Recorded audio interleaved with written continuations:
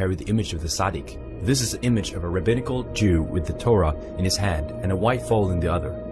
The head of the depicted foal is clearly shown to be the Imperial Russian Tsar Nicholas II. Below this image is the inscription in Hebrew: "This is a sacrificial animal, so is my cleansing.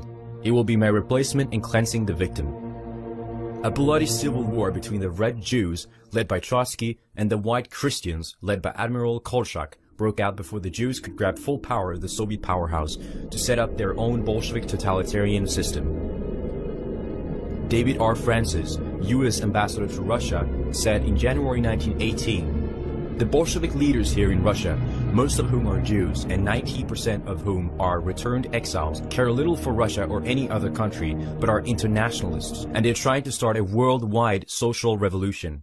The Jewish role in the Communist Revolution was mentioned in many major Jewish publications, such as the Jewish Encyclopedia and the Universal Jewish Encyclopedia and the Encyclopaedia Judaica. In fact, they are boasting about the essential role of the Jews in the Russian Revolution.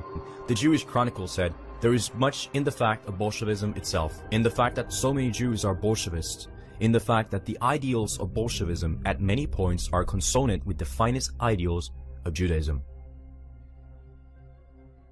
Of the 22 ministers in the first Soviet government, 17 were Jews. The few who were not themselves Jewish often were Freemasons, had Jewish wives, and spoke Yiddish. We can't know for sure if Stalin was Jewish, but at least he spoke Yiddish and had 3 Jewish wives. Some historians claim that Stalin was Georgian, and some say that he was a Georgian Jew. Los Angeles B'nai B'rith Messenger, for example, stated that Stalin was a Jew. Stalin's real name was Losif Vissarionovich Zhugashvili. The Jewish writer Moritz Steinschneider invented the term anti-Semitic in 1860. The term would be used to silence all those that dared to expose Jewish crimes.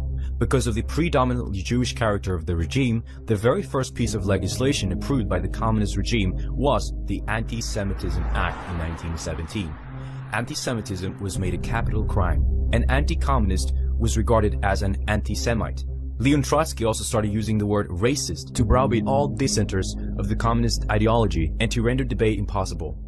These words are used still to this day to bully any politically incorrect person into silence. Even more now than ever, they're trying to make it punishable to question or criticize their actions by calling it hate speech, fake news, or anti-Semitic. Anti-Semitism is used as a great blockade.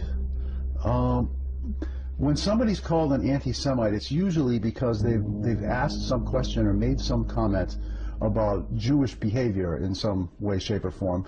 And because Jews don't want to discuss that behavior, they call you an anti-Semite for daring to question that Jews do anything bad ever. That's really why it is used. Anytime you say something about Jews, Zionists, Israel, anything with a tangent to Jews that is in a negative light, you're going to be called an anti-Semite by the Jews, because this is the defense mechanism that they use to cover up their crimes and to prevent analysis of the criminal action that has happened, which so very often leads to a Jewish perpetrator.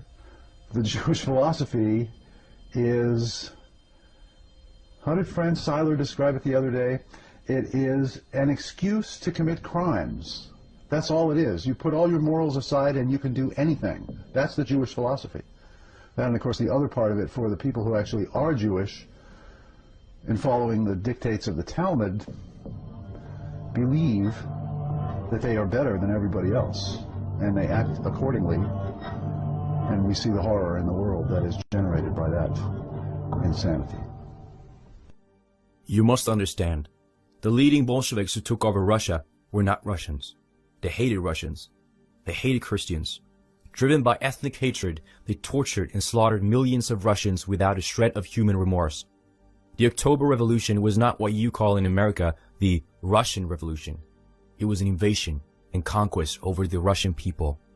More of my countrymen suffered horrific crimes at the blood-stained hands than any people or nation ever suffered in the entirety of human history. It cannot be understated. Bolshevism was the greatest human slaughter of all time. The fact that most of the world is ignorant of this reality is proof that the global media itself is in the hands of the perpetrators. We cannot state that all Jews are Bolsheviks, But without Jews, there would be no Bolshevism. For a Jew, nothing is more insulting than the truth.